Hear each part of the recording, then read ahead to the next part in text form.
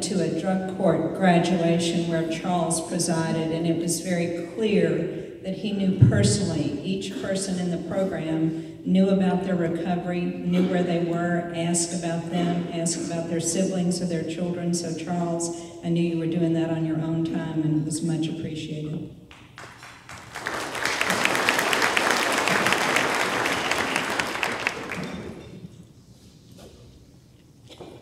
I have the honor to introduce our featured speaker tonight, who happens to be my husband.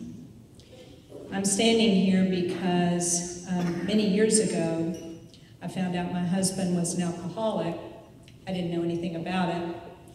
And I found out the hard way, like some of you. The consequences were not good. Since that time, many things have happened that were good. I'll leave it to Michael to tell you the details, but as he wrote in his bio in tonight's program, I have been smashed in more ways than one. Sobriety is the glue that mended me. Please welcome my hero, Michael Williams.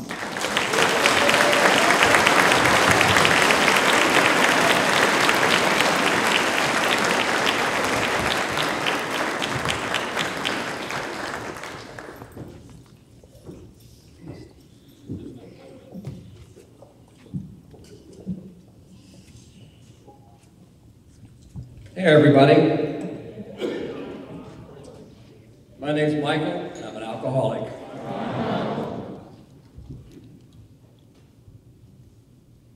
Thank you for responding like that, because this just turned into a big AA meeting. That's what I needed. I've had so many recoveries I had to put some notes together. What am I doing up here? You know, wow. Once upon a time, Bill Rose called me, a man who I really admire. And he said, Michael, why don't you come down to the annual dinner and be our speaker? And so when he said that, what happened is my life flashed in front of my eyes, and what I really saw were images of some of our previous speakers that I might be following. Teddy Allen, for one, Shreveport's own Andy Griffith, who could come up here and tell you what he had for breakfast, and it would be a ripping yarn.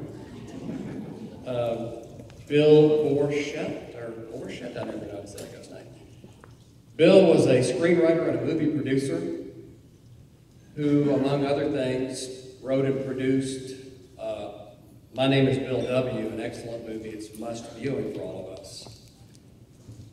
So I said to Bill, considering all that, why do you want me to come speak? I just don't know what I might have to say to these folks. And Bill said something to me that I had heard once before.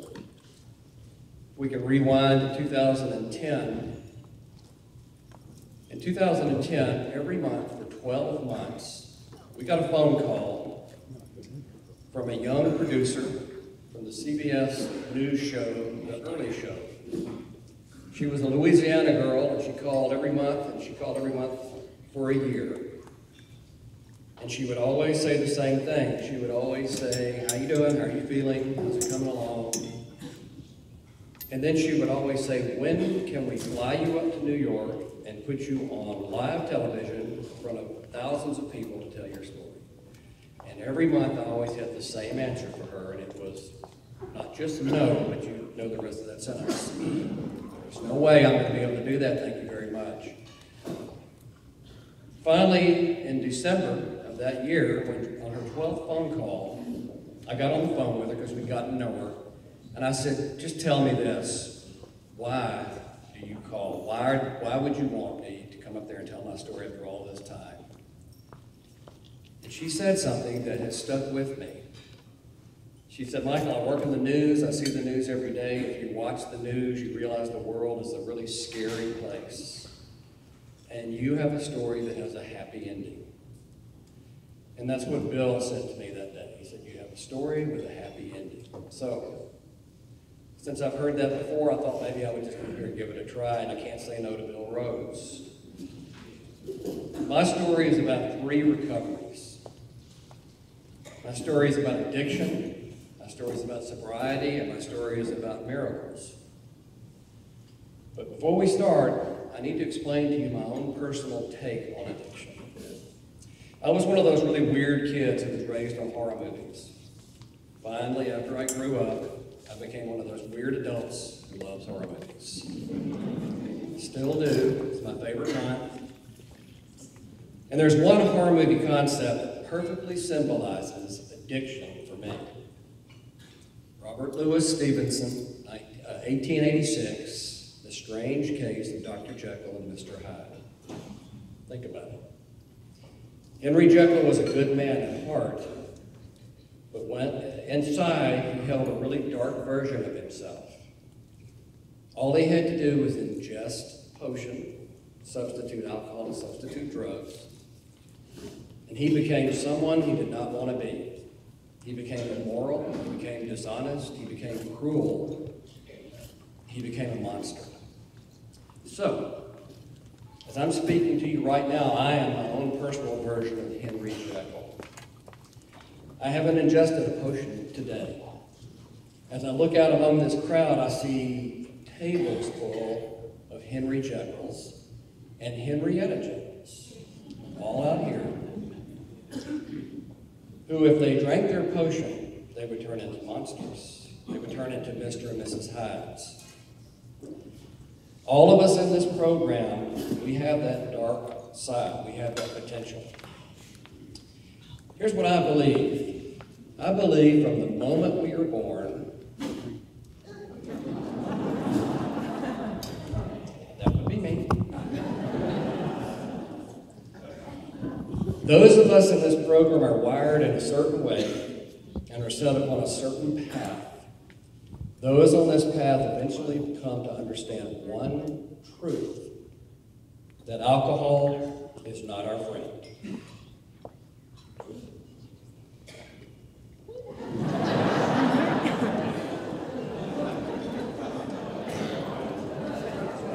Now, I have a little artistic license down there, but you get the drill. This one undeniable truth is our life's journey. If you were to look upon us, even as toddlers, to those around us and even to ourselves, this truth is not obvious. But the reality is that we are cursed for life. Alcohol is not our friend.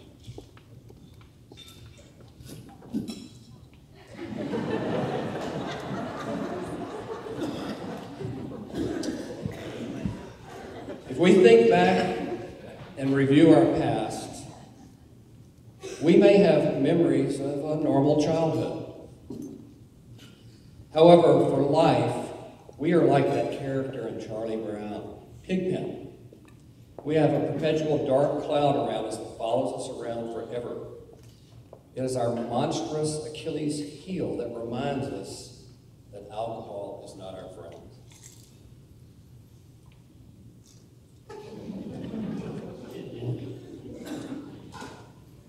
My adolescent years,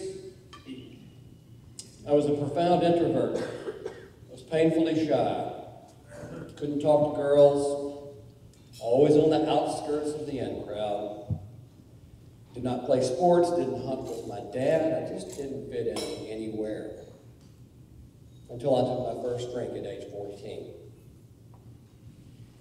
At 14, my life changed forever with that first drink.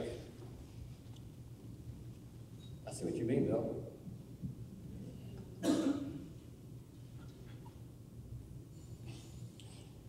I learned that all I had to do was drink a potion, and instantly I was an extrovert. Instantly I could talk to girls. I could make people laugh. At me, I didn't know that, but I could make them laugh. I became Buddy Love. I became James Dean. I became a cheerleader at Byrd High School. I learned the secret that if one is good, 5 is better. I gained new superpowers. I learned how to become invisible. I learned how to become bulletproof. And all these magic abilities were very potent and alluring to an average, clean-cut adolescent. However, it would take 24 long years to realize that my own dark version of Mr. Hyde was taking over my life.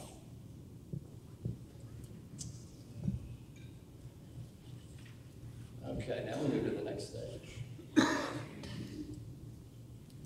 I call this crash, burn, and recovery number 1. My visualization of my sobriety is this. When I'm sober, it's like a big scoreboard, all lit up. When I take a drink, a section of those lights go out. When I take another drink, another section of those lights go out. And every time a section of lights go out, I become invisible, I become bulletproof, I can say what I want to say, I can do what I want to do, and that's not really the way people are able to handle themselves in real life. My first drinking career lasted 24 years.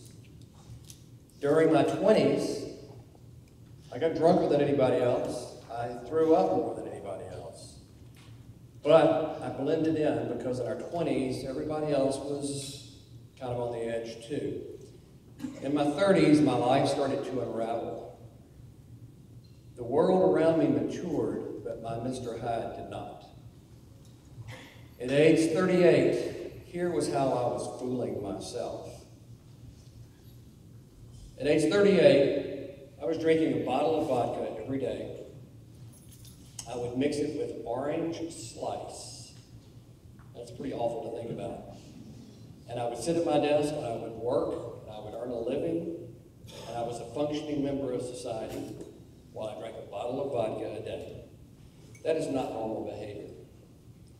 Every morning, I would get up before Judy, I would go down to the refrigerator, and underneath the lettuce, where I would hide a tall boy, a Budweiser, I would drink that as fast as I could to stop my tremors.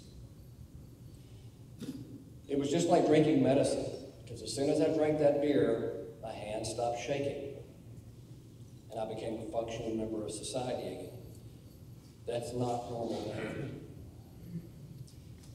I had racked up 2 DWIs. I had had 2 serious automobile accidents. That's not normal behavior. I would wake up in my car from a blackout in dangerous parts of town. I would wake up at home from a blackout, and y'all probably know this. My stomach would be in a knot.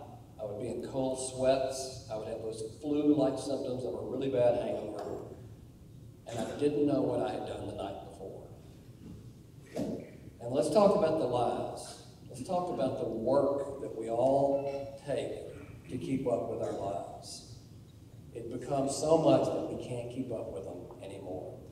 That's not normal behavior.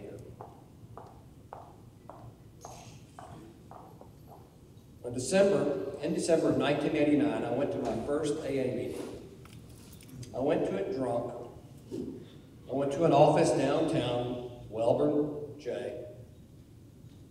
I went in, and Welborn came up to me and he gave me a book. And I drove away thinking, what a nice man, he gave me a book. I still have that book, but at the time it didn't do much for me. I last was found drunk in 1989. I was having white knuckle sobriety. I was trying to hang on. And I went to a client's Christmas party. And I thought, I'm sober. I've been sober for about 3 or 4 weeks. So I'll put on my suit and I'll dress up and I'll just take a handful of these dried psilocybin mushrooms with me to this party. Let me just do that. And I did that.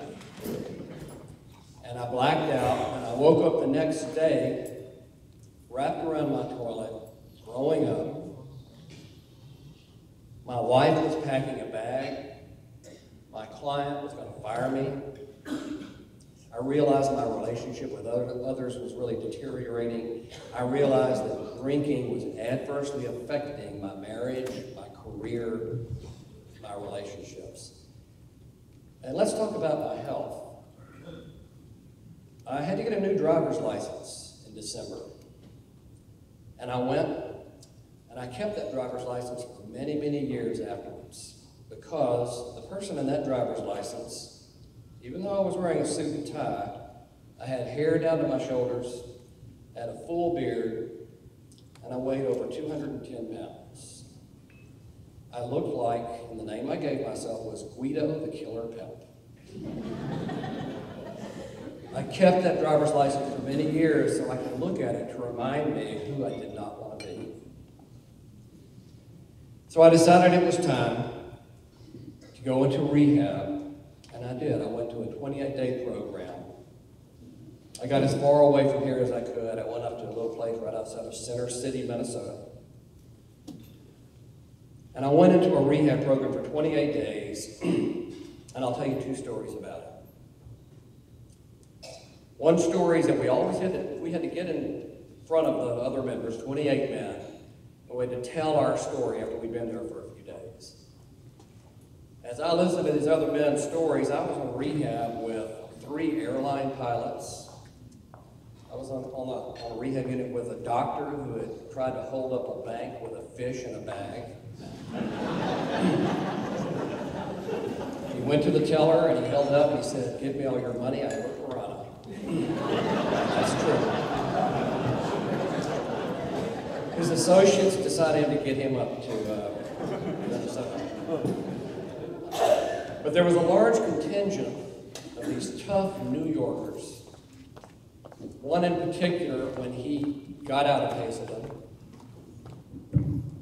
was going to face a trial for beating a man to death with his bare hands. This is the man I went up to when I first went into the unit and told him he had to go outside to smoke, and I didn't like that. So that was my first connection with this guy. So I was up against a tough crowd. I thought I was going to have to make up the story. I just didn't have the story good enough for these guys. So when I got up there to tell my story, I just told whatever I had been doing in Louisiana. And one of the things we did down here, and I don't know how many people in this room have done this, but one of the things we used to do down here is in August, after it had rained, if you went into a cow pasture, you could find fresh growing psilocybin mushrooms. They grew out of a cow patty. And how you knew, how I found out, is I strapped a 6-pack of beer to my belt, went out into the field. You picked one up and broke it in half and the stem turned purple. There you had it. And I told them this story, and what I would do is just pour beer over it and pop it in my mouth. These New York guys immediately went, ew. I finally succeeded in grossing out the tough guys. I didn't know I was going to be able to do that, but I did, and they gave me a name. They called me the Psychedelic Cowboy. What's odd about that is, I guess Texas is just so big, it's the South, even though I'm from Louisiana, so I was a cowboy. But also what happened up there was I had my first profound spiritual awakening. Being an artist, I look at things through a certain mindset, a certain set of eyes. And one night, I was sitting by the edge of this pond that had frozen over, and there was 11 inches of fresh snow, and there was a sunset occurring in the sky. It was one of those kind of sunsets that just moves and the colors just change. We see them all the time. But something hit me in that moment. I guess because it was in the environment that I was in. But as I looked at that sunset, I thought to myself, who created that? Who thought of this gift? Who sat down and thought, I'm going to do this thing, and I'm going to put it in the sky, and it's going to be a piece of artwork for everybody, and thank you very much. Who did that? Somebody who was a better artist than I was. Somebody who was very powerful. It was a power, and it was greater than me. I got my first connection with a power greater than myself with nature, and that was a good way for me to start. I felt really tiny thinking about that big power, and that felt just fine. I felt okay. Recovery number 1. When I came back, I had suffered no real losses. I still had my marriage, I still had my business, I still had friends. I just started my life over. But I need to explain to you about addictive personality. Addictive personality is where you obviously trade one addiction for the other, and that's exactly what I did. I became a workaholic. Now, let me explain about graphic designers.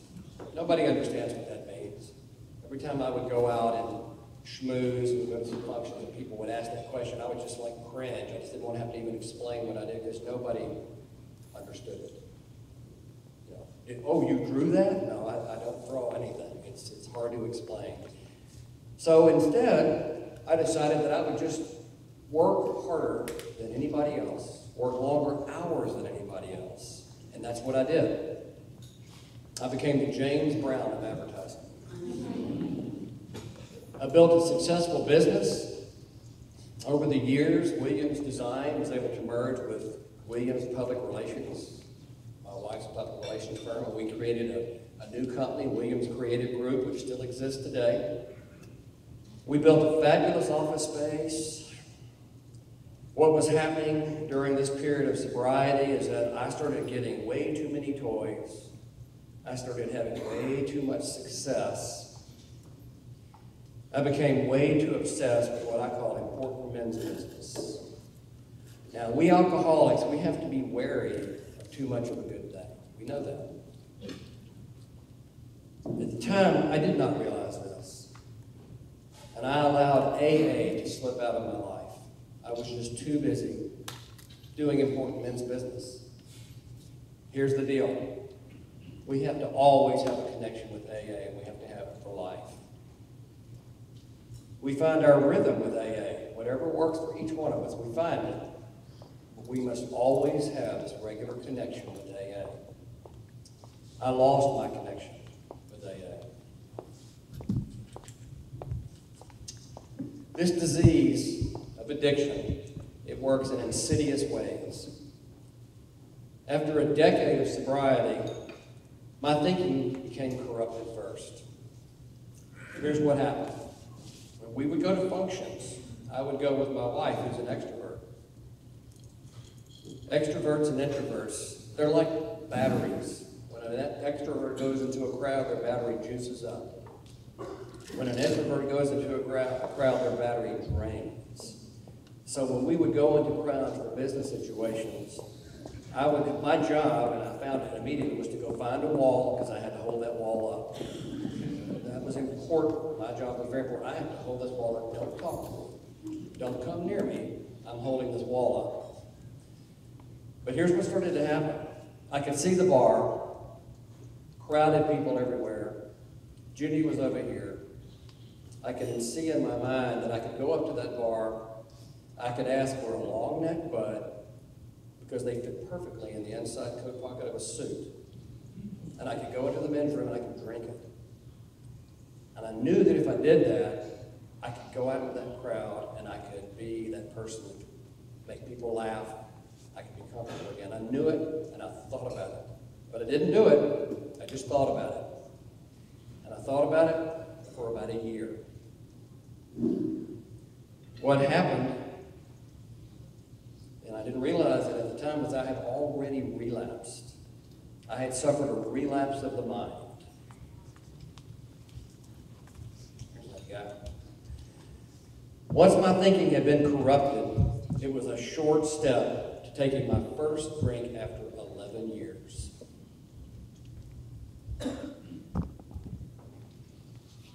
That's what happens. I suffered a full-blown relapse of the person. When I say a short step, what I mean by this is, when you start thinking about drinking and you don't go to a meeting or you don't get in touch with somebody, you've already relapsed. And although I didn't take a drink for about a year and thought these thoughts, when I took my first drink after 11 years of sobriety, it wasn't like falling off a cliff, it was just like stepping off of a curb. There's a lady in here tonight who helped me figure that out. Thank you, Claudia.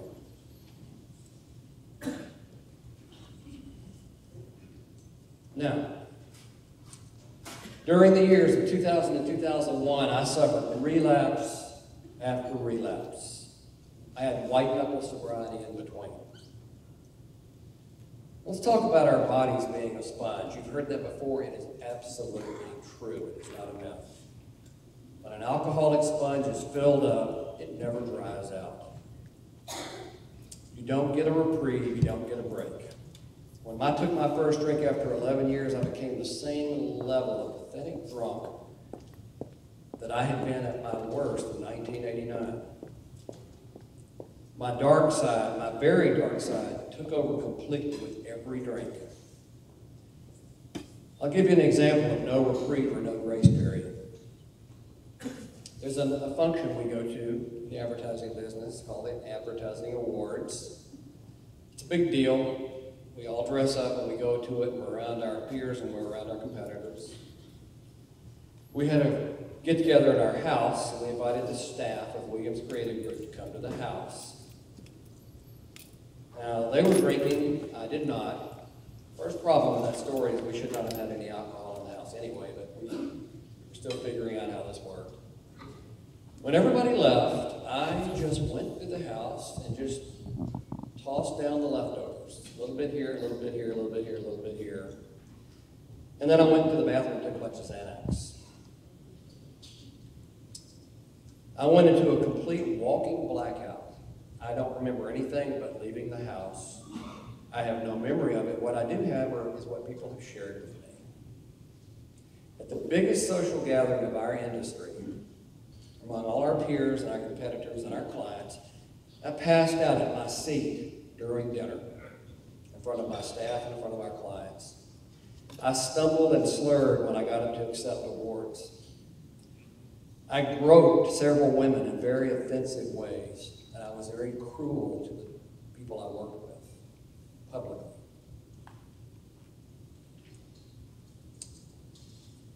I became this horrendous version of Mr. Hyde over and over again for 2000 and 2001. I once again became immoral, I became dishonest, and I became cruel. This time around, those around me had done the suffering, and they had had enough. Judy had suffered Mr. Hyde too many times, and she divorced me. The agency I'd worked so hard to be a part of, literally and legally, kicked me out and changed the locks on the doors. This was not just going to be a relapse for me. This was going to be the darkest passage of my life. I wasn't aware of it yet, but it was about to be. Let's talk about the paradox of relapse. Even though I had been to AA, and even though I knew all the rules about sobriety and all the things you're supposed to do, getting back on that horse of sobriety was the hardest battle I would ever face. I don't know why that is. I don't think any of us do. But it is the hardest thing you ever do is to get back, even though you know the rules. I went to another 28-day program. I thought that might fix it. Addiction was not done with me yet. After 28 days, on the way back in an airport, I drank. I call it the $19,000 drink. I went through prayer for a year, 3 forms of prayer. The list, the angry, and the surrender. The list was when I sat at the edge of the bed and I had my list. And I told God, I said, here's the deal. I'm not drinking, and here's the things that you need to fix. Here's my list. I need my marriage back. I need that office back. I need my career back. I need all this stuff back. Here's the list, and hurry up. Well, you know what happened? Nothing. Nada.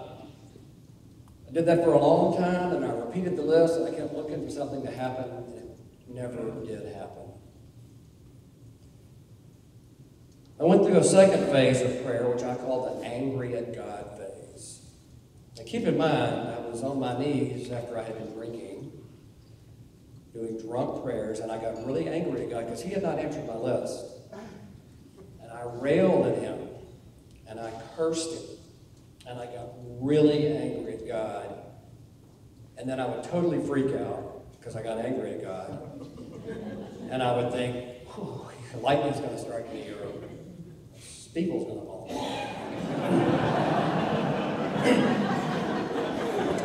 Who knew? Finally, I got tired, I got worn out, and I just reduced it down to one sentence. Tell me what you want me to do.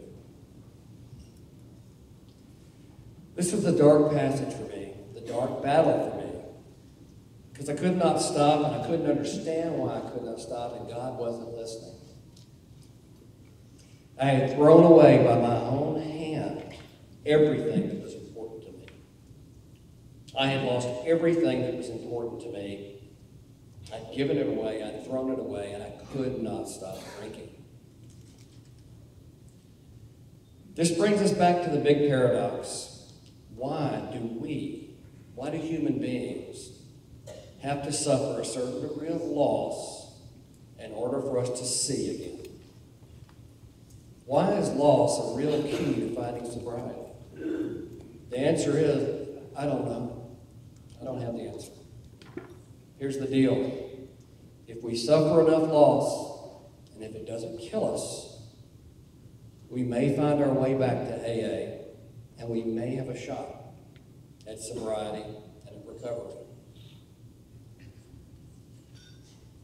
So on July 12th, 2003, after I suffered through another binge, and I sat there drinking alone in the dark in my house, the fact that I drank alone in the dark with the lights off must have been a voice somewhere in the back of my head telling me that there was something wrong with this picture. I was finally able to wake up that next day in the same clothes, drooling all over myself, that massive flu-like hangover headache.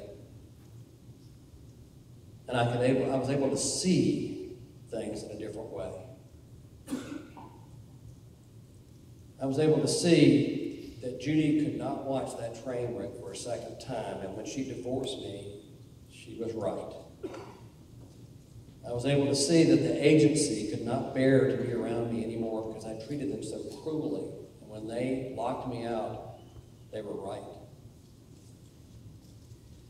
I had lost both these things forever. But the fact that I had also lost my self-respect, I realized that I was right about that too.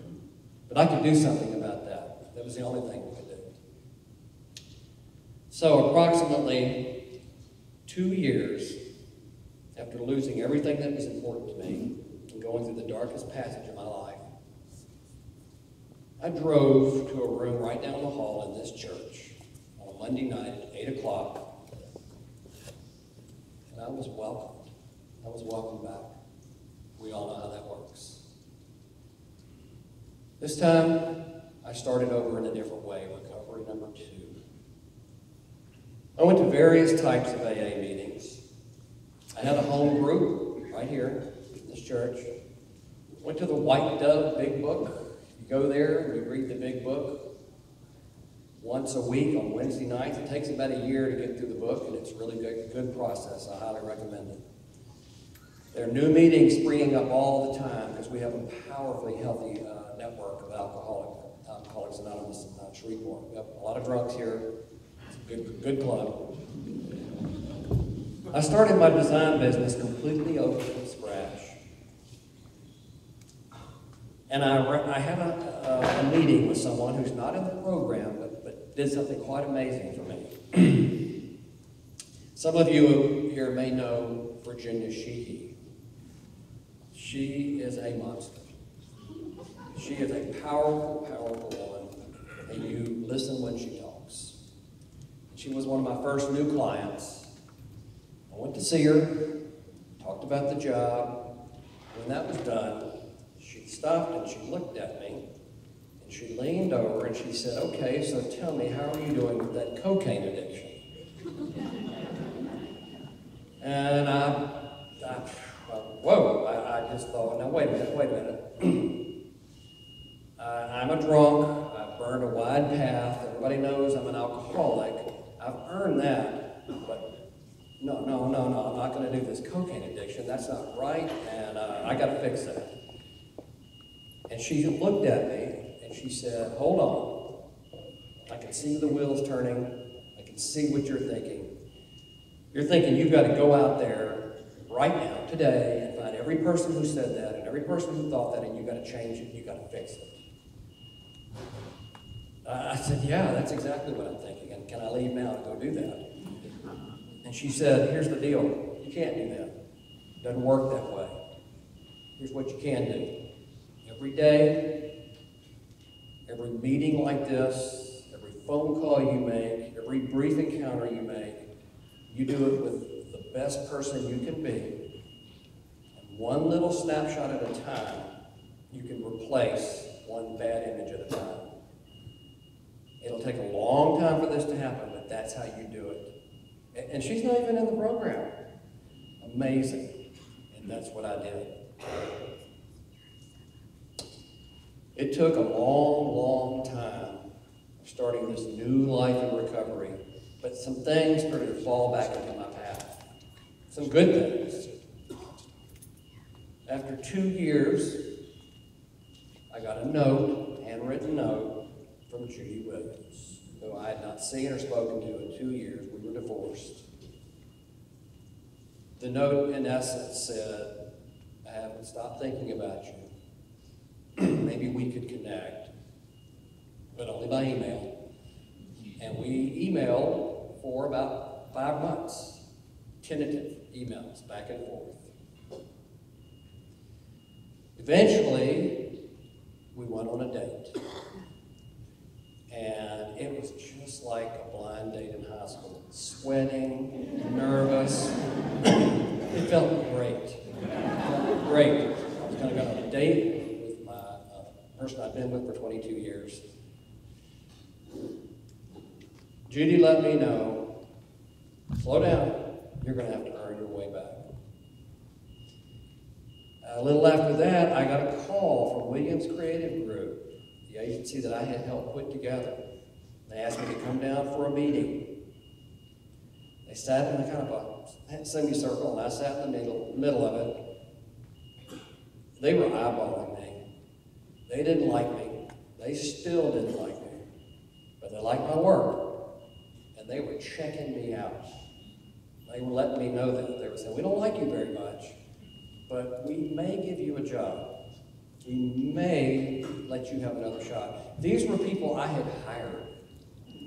These were people, when I was a partner, that I had brought into the company, and they were eyeballing me. The old me would have gotten up and walked out of there so fast and been so angry at these people. How dare they? But the new me, I was so profoundly grateful to be sitting there and being eyeballed by these people. I loved it. I needed it.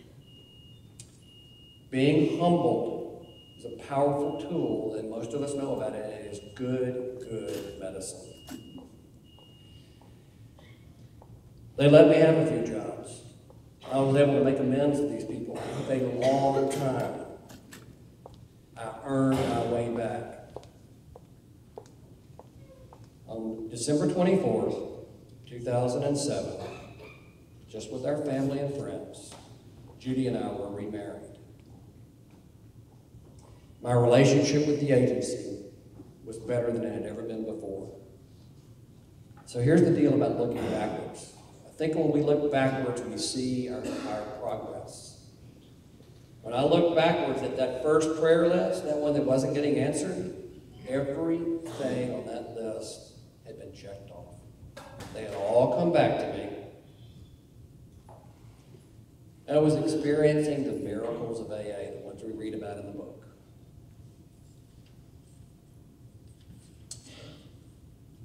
Okay. Then, there was this little bump in the road that came up.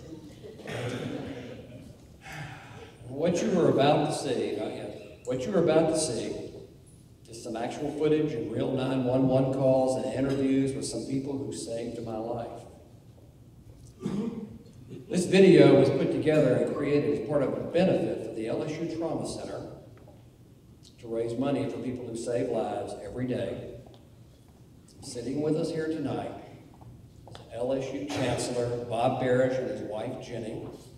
And this gives me a chance to say thank you, Bob, for saving my life again. So, I want y'all to watch that.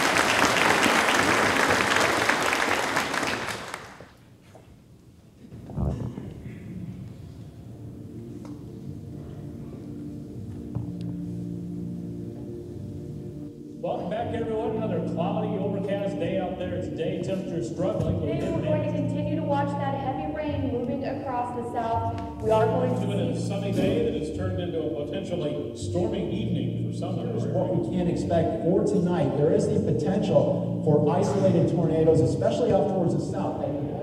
That as the twisting winds are twisting down from that funnel cloud, there's a possibility now of a tornado on the ground north. 911, what is your emergency? Yes, here I'm on Texas Street, and we are here at the First Methodist Church. At First Methodist Church? Yes, and the steeple has come off and it completely crushed the car. Okay, let me let you talk to police. Is anyone hurt? Ma'am, I'm sure they're dead. Somebody in the car? Ma'am, I'm sure they're dead. We were coming back on the Common Street when the call came in, and we had to look up the hill and see the steeple and stuff laying there, and we didn't know what was going on, and the call came in over the radio. From the time it called in, I would say it took us about 30 to 40 seconds from where we were to get on scene. I mean, we had just been through there, probably 4 minutes ago, and I'm thinking, man, I mean, look what 4 minutes is doing, you know? As I looked to my left going down I-49, I actually saw the tornado. And approximately 2 minutes after that, the dispatch come in that a steeple had fallen on a vehicle downtown. And so I was so close, I went ahead and put myself on that run. Just the impact of that steeple hitting the car and the damage that it did to that vehicle, none of us thought there was any way that somebody could survive that. Initially pulled up, we saw the cops kind of waving us in, and we made enough runs to read the cops' body language. Well, he probably didn't make it. I opened my eyes and I was laying on my side, curled up in a little ball, and there was no automobile left. Everybody's getting all their gear together, and they're going up there, and he's like, hey, y'all get me out of here.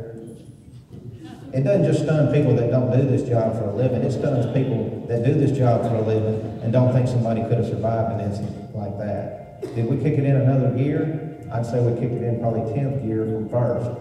Their job was to get him out. My job was to help keep him alive until we could get him to the hospital. And we tried to get some IV lines and stuff established on him, got him on oxygen, and kind of doing ALS life-saving measures to try and help keep him alive if we had any problems, because we knew this was going to be a lengthy extrication.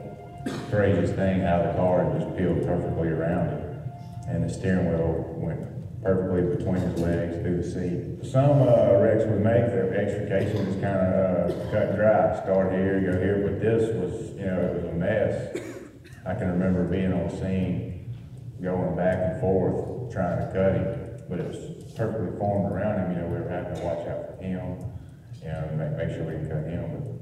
You know, he's sitting in his seat with all this metal wrapped around him. We have to be mindful that we have thousands of pounds of pressure on our hydraulic tools that could be pushing parts of the car back in on him. I told him, I said, we're going to tell you everything that's going on. I said, if we have to cover you up, we're going to cover you up. You're going to hear a saw running in a minute to get the metal above your head out of the way. It's the only way we can get it out. So we're going to cover you up with a bunker coat. And I said, I'll talk you through it. So the whole time he was under the bunker coat, I was talking to him. He was talking back to me, and his spirit stayed up the whole time. I could tell that people were doing a really serious job. Whatever it was that they do, they were very committed to taking care of me. I didn't know what was impending on him, if he possibly would have a lot of blood loss once we lifted that vehicle up off of him. We had to manipulate his legs out and everything to keep him hurting and bring him out the top, which is about the hardest way you can get somebody out of a vehicle. When I felt hands slipping under my arms and slipping under my knees. And they jacked the dash of the car up, and they lifted me up. It was like I floated. And I had people on all sides of me floating me from this wreckage onto a stretcher. And I distinctly remember what that felt like, being freed of that. I was walking down the street in New Orleans, and I got a phone call from the LSU ER. I said, what's wrong? What are his injuries? And she said, well, he does seem to have a lot of broken bones. So then it's starting to dawn on me, a lot of broken bones? And I said, what do you mean, a lot of broken bones? And she said, well, I think most of his extremities are broken. I called my son, and I said, there's been an accident. A steeple fell on Michael's car, and he said, oh my God, I'm watching that on TV. That was Michael? Behind me, the steeple that used to be at First Methodist Church in downtown Shreveport is now falling down onto the ground.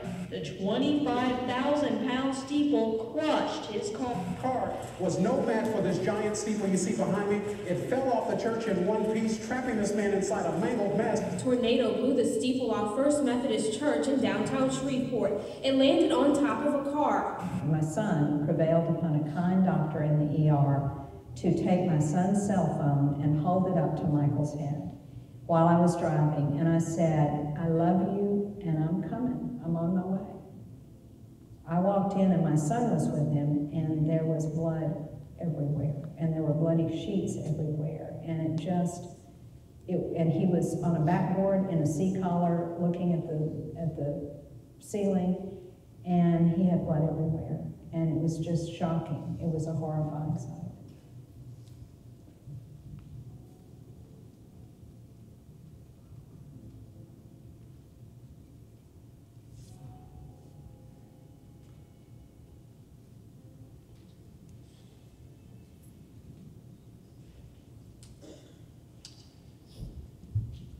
My physical recovery from this took about 1.5 years.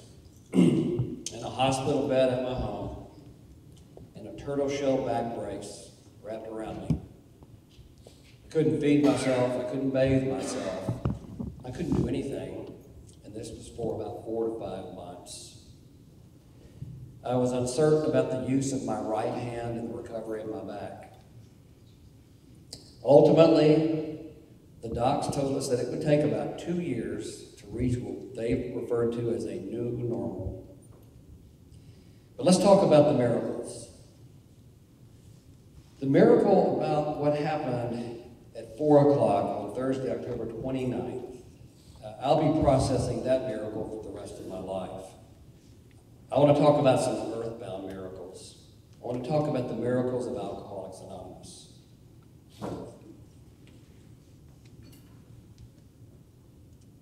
When I was in the hospital, I don't have a lot of memories of that.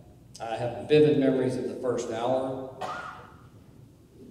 I have vivid memories of asking those firemen to get me out of there, and I just absolutely scared the hell out of them. I have a memory of a phone call coming into the hospital, and Judy putting the phone to my ear, and I heard a group of wild and crazy men yell, "Attaboy." Now, if you don't know what that means, that's something we do in one of our men's meetings. Attaboy is what you are given if you had a milestone or reached a certain point where you need one of those. And the men from the men's meeting on Tuesday from the Greek Orthodox Church got together and called and gave me an attaboy, and I distinctly remember that. I needed it. We needed medical equipment for our home. The men from AA, men and women from AA, went out and measured all of the doorways in our home. They then went and picked out the proper wheelchairs that would go through those doorways. They went and picked up and assembled the hospital bed that I would be in for the next 6 months. They turned our living room into my new hospital recovery room. They built a ramp to my front door. They brought men's meetings to my home around my bed. And I was also given a gift of what I call the two-man meeting. If you've read in the book, all all it takes is two people to have a meeting. And one night, when I was feeling particularly down, worrying about, was I going to walk again? Would I use my arms again? Whatever. My sponsor, Alvin, in his usual way said, "Stop your whining. And do you want to have a meeting?" And we did. And we had the best meeting I've ever had in my life. And I was able to stay good and protected for that night. Thank you, Al. Here's my belief about recovering from addiction. The accident, worst thing that ever happened to me. Here's what happens when we experience true recovery. Here's what happens when we do the heavy lifting when we recover from addiction. This is what I think. I believe that when we recover from addiction, a powerful internal infrastructure starts to build inside of us. Bits and pieces, one layer at a time, a suit of personal armor starts to be constructed inside of us as we recover from addiction. We aren't aware of this while it's happening. We don't sit up and say while we're recovering, "Oh, I think a suit of armor is building itself inside of me." We don't know it. We are too busy focusing on putting one foot in front of the other. My belief is that the work we do during recovery from addiction, we are graced with this powerful inner strength. This powerful armor that we have all earned, each one of us who have recovered from addiction, we earn this armor. This armor prepares us for whatever life may throw down into our path. So here's the deal. Tonight, when you go home, I want you to think about this. Think about this armor that you may not give it much thought to. Think about this concept that I'm describing to you. When I've been asked if the steeple falling on me is the worst thing that's ever happened to me, and I get asked that question a lot, my answer is no. During my recovery, as I lay on that hospital bed, I was able to share with Judy that I had already been through the darkest passage of my life when I lost my family, when I lost my business, when I lost my self-respect, when I lost myself, when I lost my sobriety and couldn't get it back. That was the darkest passage I had ever been through. The steeple was number 2.